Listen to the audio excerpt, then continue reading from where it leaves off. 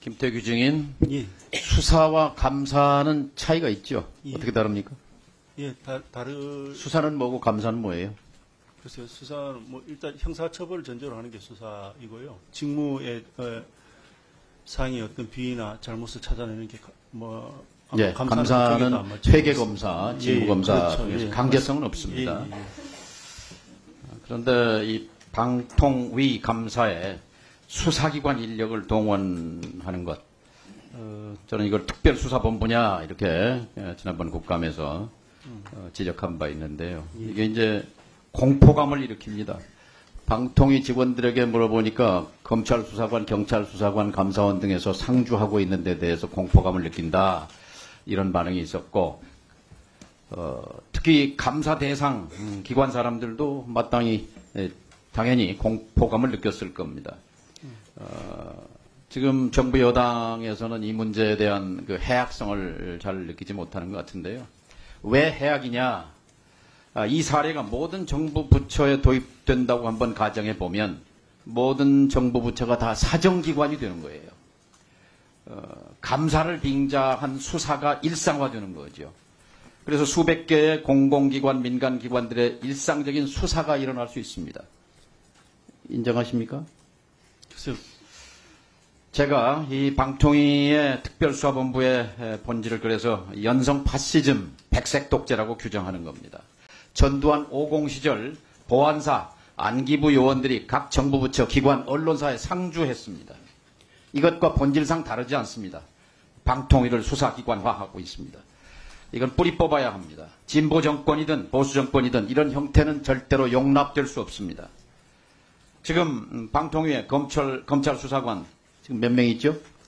현직 수사관 정확한 숫자는 모르는데 일단 현재 파견자가 2명이죠. 있습니다. 예. 몇 명 있는지도 몰라요? 아니 방통위를 지금 지휘하는 사람이 직무대행이죠. 파견 인원이 있는 것은 알고 있습니다. 근데 검찰 수사관 2명, 예. 경찰 수사관 2명. 왜 안 돌려보냅니까? 파견 자원이고요. 그리고 제가 뭐 조금 말씀을 드리면은 그 전에는 그 감사 담당관이 없고 운영 지원과 아래에 감사계로 이렇게 해서 한 두세 명의 자원으로 방통위가 하는 게 감사인데, 회계검사, 직무검사인데 왜 수사를 본직으로 하는 검찰 수사관, 경찰 수사관을 상주시키냐 이 말이에요. 돌려보내야 되는 거 아니에요? 유사성이 있겠고 또 그리고 저희들이 감사해야 되는 기관이 굉장히 많이 있습니다. 검찰 수사관은 범죄 수사가 직무잖아요. 근데 방통위가 지금 수사기관이에요? 제가 방금 말씀드렸듯이 유사성이 변명하시지 있고요. 말고 변명은 전혀 안 드립니다. 변명은 안 드리고 입각해서 당장 돌려보내시기 바랍니다. 이거 자의적 권력 행사고 직권남용이에요. 그대로 두는 것은. 그리고 토탈 지금까지 19명이나 되는 사람들을 파견받았는데 그 이유가 뭐죠? 지금 제가 좀 전에 말씀드리다가 뭐 방통위가 업무 폭증이라고 대답해 왔어요. 감사 인력이 무슨 업무가 그렇게 많았어요? 업무 폭증. 방금 말씀드렸듯이 유관기관이나 아니면 산하기관이 굉장히 많이 있습니다. 그래서 그 부분에 대한 감사 일을 제대로 하려면 감사 인력이 많이 필요합니다. 근데 이 이전에는 정권 지나치게 들어와서만 검찰 수사관과 경찰 수사관이 왔다 이 말이에요. 뭐 감사 인력 중에서는 그렇게 파견 받는 경우도 그 이유를 내가 알고 말씀드릴게요. 이 검찰이 동원돼서 한상혁 방송통신위원장을 수사하고 몰아내는데 7달 걸렸습니다.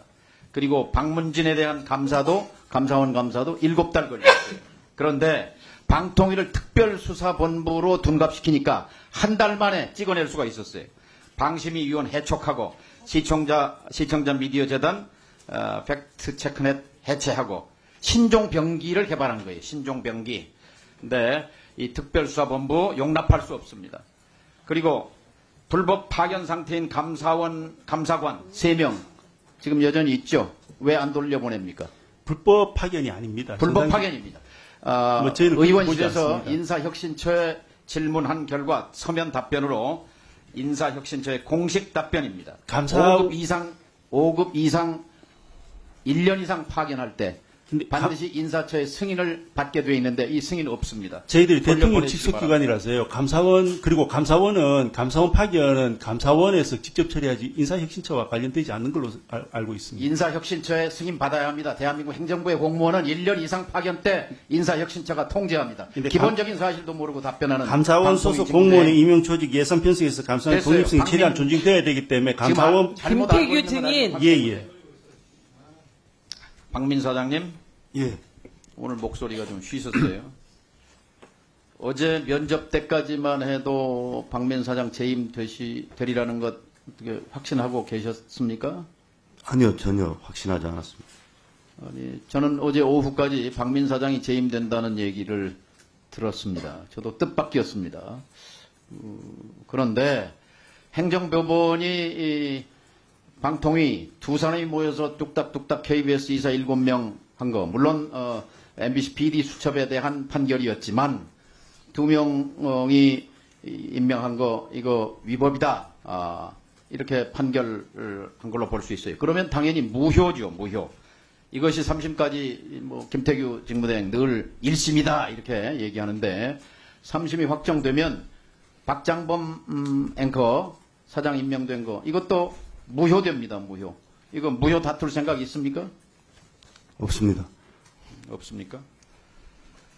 자, 3심이 확정되면 우리 김태규 증인 내용을 동의하지 않는다. 1심이기 때문에. 그런데 입법사법행정부 가운데 입법부가 이것을 위법이라고 두 사람이 방통위 구성해서 중요한 결정 내리는 것 해서 그 위법성에 근거해서 탄핵을 했고 사법부가 1심 판결이라고 하지만 이거 위법이라고 판시했는데 특히 법관 출신인 이 김태규 지금 직무대행이 이거 1심일 뿐이다. 이거는 안 지켜도 된다. 이런 식의 그 법의식을 갖고 있는 게 굉장히 위험하다고 생각합니다. 전혀 그렇지 않습니다. 제가 안 지켜도 된다고 말씀드린 적 없고, 제가 안 지켜도 된다고 해서 안 지켜지는 것은 아닙니다. 당연히 강제력이 있기 때문에 지켜질 것이고요. 그리고 그 부분에 대해서 저희들이 동의할 수 없기 때문에 항소했다는 부분도 앞서 말씀드렸습니다. 3심이 확정되면 가정적인 것이라서요. 지금 답변 드리는 것은 적절치가 않아 보입니다. 글쎄요, 가정적인 답변이고, 그리고 판결은 상대효가 있어서요. 사람의 의견으로 파생된 국민적 손해, 피해, 이거 구상권 청구해서 본인이 물어내야 할 겁니다. 예. 기준을 분명하게 해주십시오. 예? 그 1심 재판의 결과가 문제라고 생각하시면 모든 재판의 기준을 좀. 예, 꼭 김만배 신앙님 거는 아직 재판도 진행 안 됐는데 그 여당과 동일한 답변을 하시고 야당이 질문하면 1심 판결이 나와도 또 부정하시고 기준 좀 동일하게 해주세요. 답변 자, 한민수 위원님 질의해 주십시오.